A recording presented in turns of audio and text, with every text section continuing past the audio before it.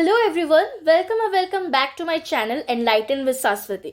हमने हमारे last video में पढ़ा था अबाउट क्लासिकल लिबरलिज्म। मैं भूल गई थी क्लासिकल लिबरलिज्म के एक्सपोनेंट्स के बारे में बोलने के लिए। So the exponents of classical liberalism, the most important one is John Locke, who is considered as the father of classical liberalism. Then in addition to John Locke, there are other exponents such as Adam Smith, then Thomas Hobbes, Jeremy Bentham, John Stuart Mill, etc. So let's begin with our today's topic, which is modern liberalism. Positive liberalism or modern liberalism arose in the 20th century.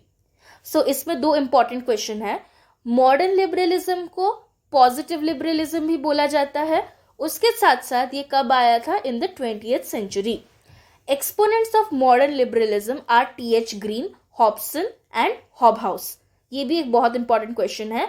Modern liberalism के exponents हम किन्हें किन्हें मानते हैं? TH. Green को, Hobson को और Hobhouse को। And the most important one is T H. Green is considered as the father of positive liberalism और मॉडर्न लिबरलिज्म, बिकॉज वो सबसे इंपॉर्टेंट एक्सपोनेंट थे मॉडर्न लिबरलिज्म के। Modern liberalism considered the topic of welfare state. अभी देखो, जैसे कि हमने बोला था कि क्लासिकल लिबरलिज्म में जो मेन टॉपिक था वो था लेसेस फेयर, मतलब लोगों को विदाउट एनी इंटरफेरेंस हमें अकेला छोड़ देना चाहिए। अगर आपको ये टॉपिक और भी अच्छे से समझना है देन आप पुराने वीडियो को जाके देख सकते हैं by clicking the I button. लेकिन मॉडर्न लिबरलिज्म में वेलफेयर स्टेट है। क्लासिकल में लेसेस फेयर था और मॉडर्न लिबरलिज्म में वेलफेयर स्टेट है। मतलब क्लासिकल में क्या बोला जा रहा था, अब कंपैरेटिवली समझेंगे तो और भी इजी होगा।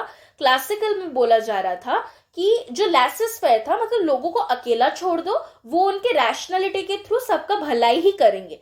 लेकिन वेलफेयर स्टेट में बोला गया, मतलब मॉडर्न लिबरलिज्म में या पॉजिटिव लिबरलिज्म में, कि स्टेट का इंटरफेरेंस होना चाहिए। और स्टेट का इंटरफेरेंस क्यों होना चाहिए? ताकि वो पीस एंड सिक्योरिटी मेंटेन कर सके, उसके साथ साथ रिच पुअर सबको बेनिफिट हो। लाइक वेलफेयर पॉलिसीज आए जिससे क्या होगा, पूरी सोसाइटी का डेवलपमेंट होगा। तो बेसिकली क्लासिकल लिबरलिज्म में स्टेट का इतना रोल नहीं था। वो चाहते थे कि स्टेट का रोल लिमिटेड रहे, और मॉडर्न में चाहते थे कि वेलफेयर स्टेट हो, मतलब एक ऐसा स्टेट जो लोगों के वेलफेयर के लिए काम करे। T.H. Green in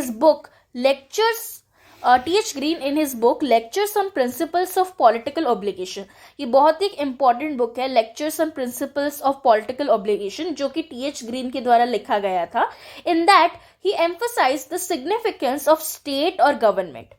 मतलब वो अपने book lectures on principles of political obligation में स्टेट या गवर्नमेंट के रोल के बारे में बहुत कुछ बोले थे। एंड वो बोले थे कि स्टेट का बहुत ही इंपॉर्टेंस होता है एक सोसाइटी में, अगर उस सोसाइटी का हमें properly social and economic development करवाना है। For green, man is not simply an isolated individual but he develops in the society. देखो, इसका मतलब ये है कि जैसे कि हम क्लासिकल लिबरलिज्म में एक एटोमिस्टिक इंटरप्रिटेशन के बारे में पढ़े थे। एटोमिस्टिक इंटरप्रिटेशन का मतलब होता है जैसे कि मैटर में बहुत सारे एटम्स होते हैं, वैसे ही एक सोसाइटी में बहुत सारे इंडिविजुअल्स होते हैं जिनका की रैशनैलिटी होता है। वो बोला गया था क्लासिकल में। लेकिन मॉडर्न लिबरलिज्म में बोला गया है कि इंडिविजुअल को हमें अकेला नहीं मानना चाहिए, वो एक सोसाइटी में डेवलप करता है। तो जो भी होता है सोसाइटी के अंदर होता है और सोसाइटी के लिए होता है। तो यही डिफरेंशिएशन है क्लासिकल और मॉडर्न लिबरलिज्म में। और देखो, क्लासिकल में नेगेटिव व्यू ऑफ स्टेट था, मॉडर्न में पॉजिटिव व्यू ऑफ स्टेट है। For Hobson in his book the crisis of liberalism, Hobson ने कौन सा बुक लिखा था? The crisis of liberalism. He supported positive liberalism. They don't believe that a free market alone could solve social problems and create social justice. तुम सोच लो कि modern liberalism जो क्या होता है वो क्लासिकल लिबरलिज्म का ऑपोजिट होता है। हम क्लासिकल में पढ़ते थे कि मार्केट को फ्री छोड़ देना चाहिए, मार्केट में जैसे लोग मतलब इंडिविजुअली रह रहे हैं, एलोन छोड़ के वो जैसे अपने कैपेसिटी को डेवलप करते हैं वैसे ही उन्हें एडवांटेज मिलना चाहिए।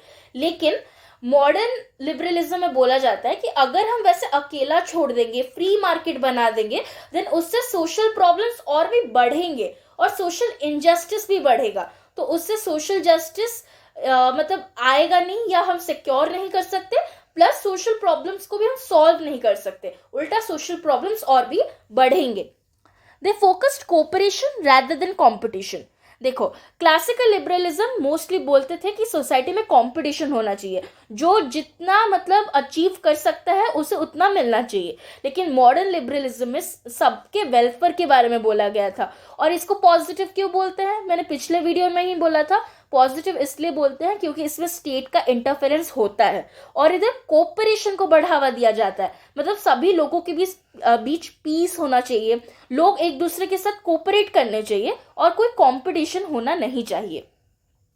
Hobson argues that capitalism is not the best mechanism for distribution of goods in society. In fact, it concentrates goods in the hands of few at the cost of many.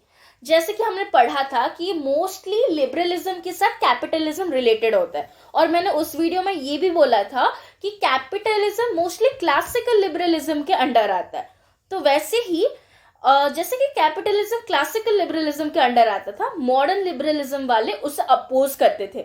वो बोलते थे capitalism से society का problem actually में solve नहीं हो रहा है। उससे क्या हो रहा है, जो गुड्स है वो ज्यादातर बहुत कम लोगों के हाथों में आ रहा है। मतलब सबके बीच में इक्वली, मतलब इक्विटेबल डिस्ट्रीब्यूशन होना चाहिए, लेकिन कैपिटलिज्म के थ्रू क्या हो रहा है, कुछ ही लोगों के हाथों में वो सब गुड्स आ रहे हैं।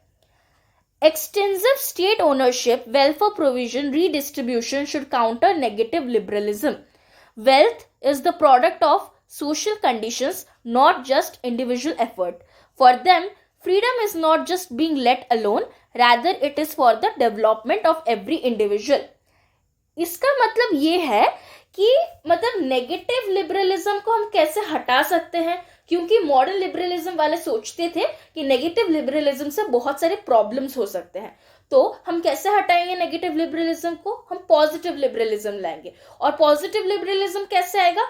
अगर हम बहुत सारी चीजों में स्टेट को ओनरशिप दे देंगे, प्राइवेट ओनरशिप को एलिमिनेट करके, उसके साथ साथ सभी के डेवलपमेंट के लिए वेलफेयर पॉलिसीज लाएंगे, वेलफेयर प्रोविजंस लाएंगे, और उसके साथ साथ रीडिस्ट्रीब्यूशन ऑफ वेल्थ होगा। रीडिस्ट्रीब्यूशन ऑफ वेल्थ का मतलब होता है, अभी जैसे कि हमारे कंट्री में इनकम टैक्स लागू होता है। इनकम टैक्स से क्या होता है कि वो जो रिच लोगों का पैसा होता है उससे इक्विटेबल डिस्ट्रीब्यूशन करने के लिए, मतलब इनकम टैक्स रिच से कलेक्ट किया जाता है, प्रोग्रेसिव टैक्सेशन सिस्टम है वो एक, तो रिच से कलेक्ट करके उसे पुअर में अच्छे से डिस्ट्रीब्यूट किया जाता है, उसे ही बोलते हैं रीडिस्ट्रीब्यूशन ऑफ वेल्थ।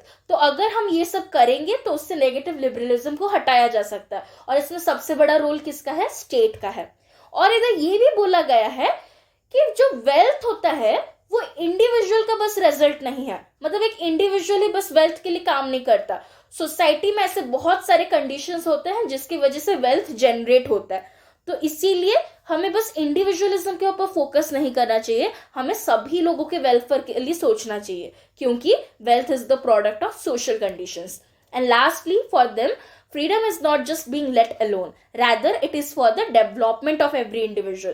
इसका मतलब ये है, जैसे laissez faire में बोला गया था कि लोगों को अकेला छोड़ दो, वैसा नहीं करना चाहिए। हमें let alone से ज्यादा लोगों के डेवलपमेंट के लिए ज्यादा सोचना चाहिए। और मॉडर्न लिबरलिज्म के हिसाब से लोगों का development is equal to the increasing importance और रोल ऑफ स्टेट। सो आज के वीडियो में बस इतना ही। अगर आपको कोई भी डाउट है आप कमेंट सेक्शन में पूछ सकते हो। Thank you.